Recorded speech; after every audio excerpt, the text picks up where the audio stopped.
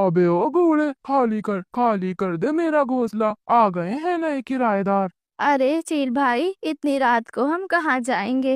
अरे अरे, मुझे कोई फर्क नहीं पड़ता कहीं।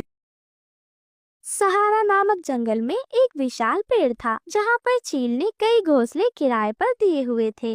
अरे चलो चलो, आज पहली तारीख है, सभी किराएदारों से किराया वसूलने का समय आ गया है। और फिर चील सबसे पहले परदेसी पक्षी के आलीशान घोंसले की ओर उड़ जाता है। चील वहाँ जाकर दरवाजा खटखटाता है। परदेसी पक्षी बाहर आता है। अरे अरे ये चील भाई, कहिए कैसे हैं आप। ये लीजिए इस महीने का किराया, हमेशा की तरह इस बार भी समय पर। किराया लेकर चील तो बहुत ज्यादा खुश हो जाता है।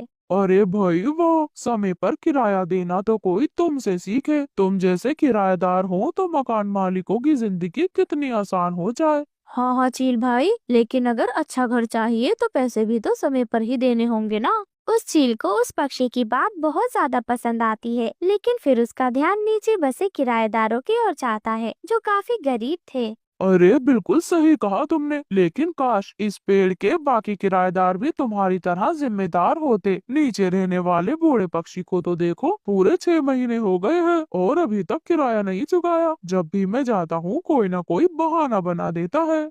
हाँ चील भाई, लेकिन मैंने सुना है उसकी पत्नी बीमार चल रही है। हो सकता है शायद इसी परेशानी की वजह से ना दिया हो किराया। अरे भाई, बीमार हो या नहीं, किराया तो देना ही पड़ेगा ना। मैं कोई मुफ्त में घोंसला देने के लिए तो नहीं बैठा हूँ। जल्दी अगर किराया नहीं दिया तो मैं उन्हें निकाल कर बाहर फेंक दूंगा।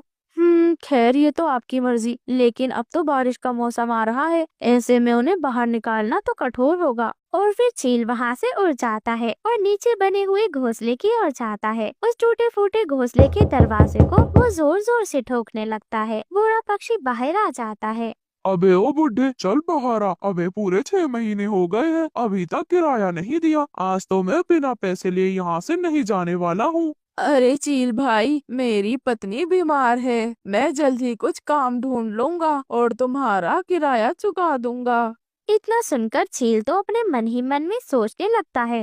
अरे अरे, अगर इसे इस घोंसले से निकाल भी दिया तो किराएदार तो इतनी जल्दी मिलेगा नहीं और ये घोंसला खाली ही पड़ा रहेगा। ठीक है, लेकिन जब तक मुझे नया किराएदार नहीं मिलता, बस तब तक ही मैं तुम्हें यहाँ रहने दूंगा। बूढ़ा पक्षी इतना सुनकर काफी परेशान हो जाता है। वह जंगल में इधर उधर काम की तलाश में निकल जाता है, लेकिन वह काफी बूढ़ा था जिसकी वजह से उसे कोई काम ही नहीं देना चाहता था। सभी पक्षी उसे काम देने से मना कर देते हैं। अरे सेठ जी, मुझे काम की बहुत जरूरत है। क्या आप मुझे कोई छोटा मोटा काम भी नहीं